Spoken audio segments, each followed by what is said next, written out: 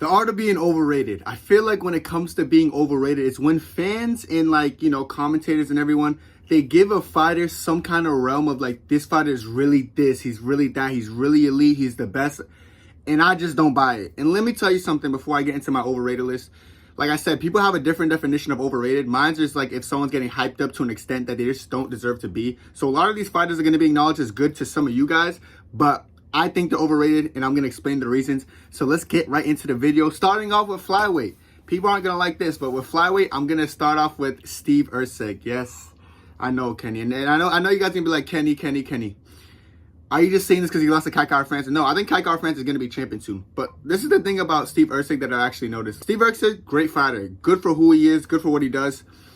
He has about this much ranked wins.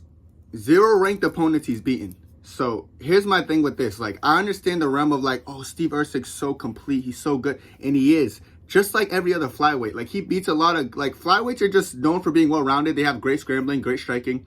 Erceg's one of them. I do think Erceg's grappling is really good, which is why stylistically he matched up very well with Pantoja, okay? Like, I think they match up stylistically because Pantoja's game plan is let me wrestle. And Steve Erceg's really good at getting up and scrambling out of those positions. So I feel like that fight was close. I always talked about how I felt like Kai Kara-France would expose his deficiency in striking. And I'm not saying Steve Erceg can't strike. He has a great knockout, but like, when you're knocking out these unranked flyweights, people might have like a realm of like, oh, you're so good. But like, he went from Matt Schnell to Pantoja, and just because Pantoja matched up stylistically good for him, it's just like people thought that fight was like very close and he's the next big thing. And then Kai Kara-France shut all that down. So I'm just saying, Steve Erceg, like I said, great fighter. And I'm not saying he's a bad fighter. I don't want people to confuse me by saying they're overrated to they're a bad fighter. Steve Erceg, one of the best fighters on the planet. But in my opinion, he's overrated because I feel like people push him to an extent that he's not quite there yet. He might be there eventually, but as of right now, on the top 15, you have no wins right now. They're not on the top 15 right now. So let's see you be like an Albazi, like some tough like flyweight, and then I'll respect you a little bit more. But as of right now, I'm sorry guys, Steve Erceg is the most overrated flyweight in the world. Now we're on to Bantamweight. And with Bantamweight, I think this should be a no-brainer. Honestly, I had Chito Vera. Like, Chito Vera, like, he's not a bad, is he a bad? No, he's not a bad fighter, okay? I like Chito. He's cool for who he is. But his best wins are like older men. Like, he's beating older men after losing the entire fight to these older guys and finding a knockout. For example, Frankie Edgar, he was losing that fight clearly, but found the knockout. Dominic Cruz was beating him clearly, but he found the finish. It's like, those are his best wins. I'm not saying they're bad wins. Like, great, you're beating up these old men and you're catching them. But like, he gets like undeserved title shots with Sugar, and then he gets battered, and then people are like, oh, but Sugar's so good. And then his last performance, he got embarrassed as well. And it's like, it's not that Chito is a bad fighter necessarily. It's just that he's overrated and people think he's better than he is, so they give him chances going into his fights, and then like he just doesn't perform well. And it doesn't surprise me necessarily, but I know it surprises some people. Like, oh, what's wrong with Chito? Bro, nothing's wrong with Chito. He's just never been that good, and people just hyped him up to a crazy extent. So it's Chito this and Chito that, and Chito has aura, and I love Chito. He's so cool. Like, Chito's a cool character, but as far as fighting goes, he's definitely one of the most overrated fighters on the planet Earth today. Like, as far as Bantamweight goes, I feel like Bantamweight's the most stacked division, so I feel bad for him because it's not like he's losing to bots or anything. Like Figgy's not a bad fighter, but it's just like, he's just not quite there, like, to what people make him out to be. So I don't see him beating anyone in the top 5 or anyone even like in that realm, because like, he's just not. I think he loses to Cejudo as well. Like, it's not Chito's fault, like I said. It's just that Bantamweight's the most stacked division in my opinion.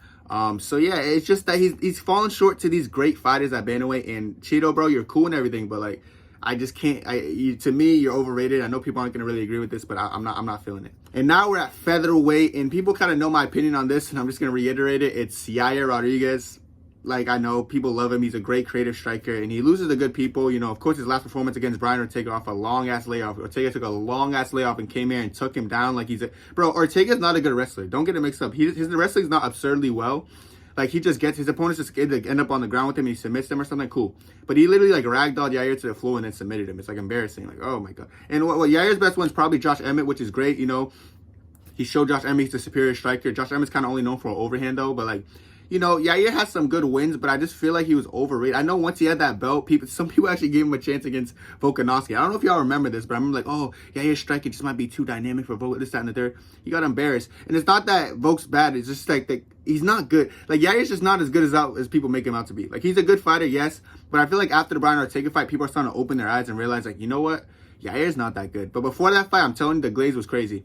And I'll be real, Ortega's overrated as well. The guy who beat him was overrated to me. I don't think Ortega's all that great either, like as of right now. But he went in there and it was pretty much whoever lost that fight for me would have been like more overrated. It happened to be Yair. So now Yair is the most overrated featherweight on the planet, and you can't convince me otherwise. I don't look at any other featherweight and think they're overrated. Like Lopez is hyped up really well, but I think he's actually official now. You know, I think in the previous video I actually said Lopez is one of the most overrated fighters. It's funny how he changes my mind for his performances.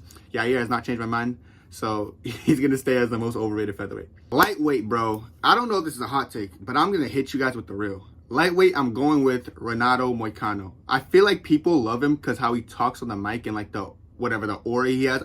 Listen, he's cool. He's a cool person, cool podcast. He's funny guy, bro. But like Moicano's so overrated. His best win, of course, is Jalen Turner. But if you actually remember that fight, Jalen Turner almost like he gave him a win. It's almost like Jalen Turner was like, okay, let me almost get the spectacular knockout, then I'm just gonna walk off and just, you know, you come back and Jalen Turner pissed me off too. He could even be on one of these because he like doesn't perform when it's time to perform.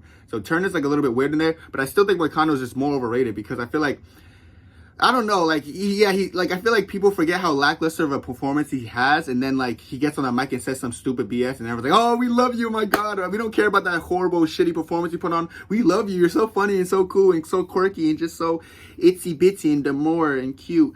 See, you know, like, it's like, bro, like I said, I get the hype around him, and I get why they overrate him, because he's cool on the mic, but as far as his fighting goes, it's not that great to me.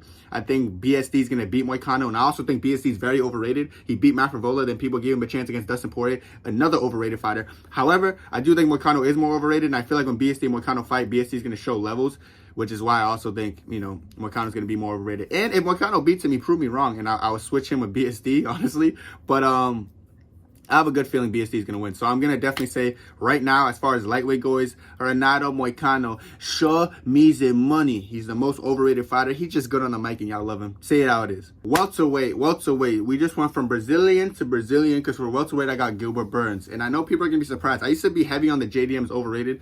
And to a sense, I still think JDM is overrated. But I just think, how do I explain this? Like, JDM is good, okay? He's never going to be champion.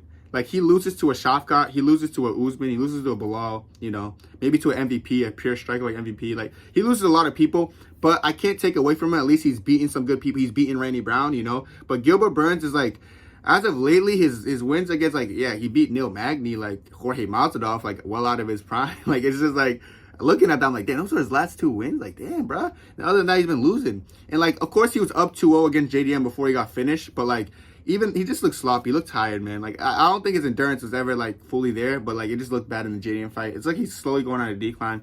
So I'm gonna have to switch my pick from JDM to Gilbert Burns as far as my most overrated welterweight goes. And I love Gilbert Burns, so it kind of hurts me to do this, I feel like, but it's not like he's losing to horrible people. Like, Bilal did 50-45 him, but that is Bilal. People blamed it on arm injury. It's really, without the arm injury, Bilal would have still worked him. Even like Bilal had an ankle injury, still whooped him. So people try to make that excuse is corny. But yeah, the JDM fight, man, come on, dude. Like, I thought he should have beat JDM. JDM is not all that great. He's a good boxer, but as far as wrestling and all that goes, Gilbert Burns had like a distinct advantage. But he fatigued, he gassed out, and JDM got the finish. So I just think Gilbert Burns is a kind of overrated welterweight. I gotta run with that narrative. I'm sorry if you don't agree with it, but I have to. And now we're in the middleweight division. So with the middleweights, this is not even a hot take, but it's gonna be a hot take to you guys. For me, it's not. I think the most overrated middleweight is Sean Strickland, and I think it's Sean Strickland because I feel like he's overrated and hyped up because of one fight.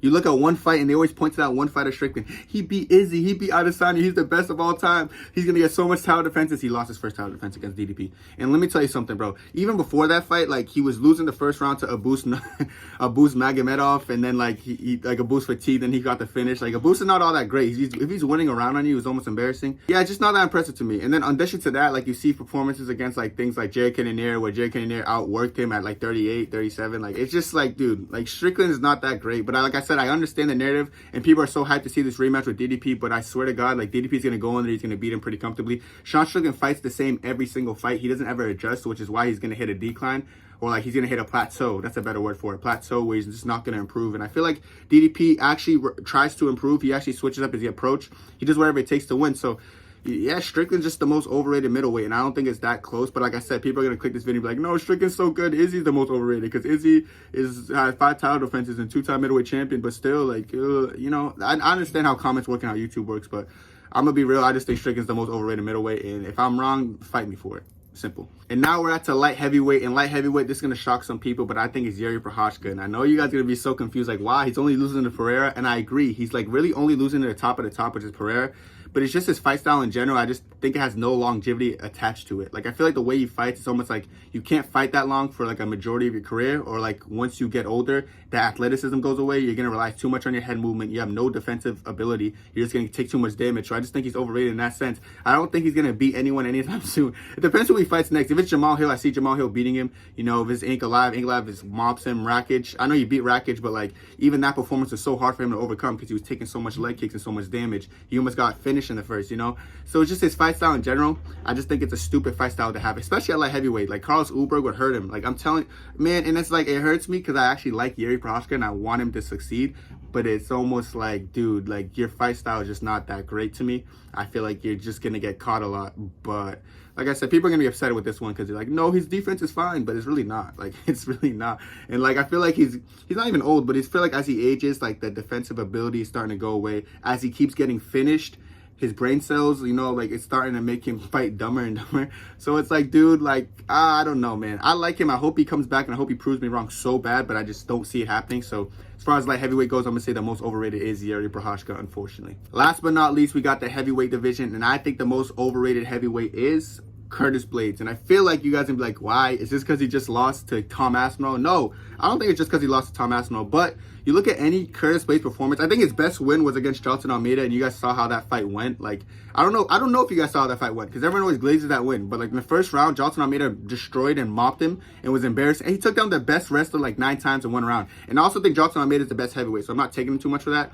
But, like, the only reason he got his finish on Jailton Almeida was kind of an Almeida mistake where he just kind of held onto the leg and got elbowed a couple times. So even that's his best win to me, and it's just not that great. He got finished by Derek Lewis, of course, a power puncher. Francis Ngannou too, Aspinall. He's always getting finished by power punches. It's like he doesn't do well with power or something. So, like, in a heavyweight division, if you don't really do too well with power, I just don't really correlate that as skill as far as I'm concerned. So, like, that's why I think he's kind of overrated. Curtis Blaydes is still a great fighter, you know, a good guy, genuinely, but I just think he's overrated to an extent, and I really didn't even think he really deserved this title shot. I would rather give it to a Cyril Gahn. Even Volkov had a good performance against Sergey. And Sergey Pavlovich was a very honorable mention here. I almost put him as the most overrated, but you know, I can't judge him too harshly because he did lose to Aspinall, and Volkov's not bad. But yeah, I'm gonna have to rock with just Curtis Blaydes because I feel like his best win was just not a lucky win, but it was almost fluky in a sense, just because I feel like Jailton Almeida would destroy him in a rematch very easily. So yeah, Curtis Blaydes, unfortunately, bro, I'm sorry, but you are the most overrated heavyweight.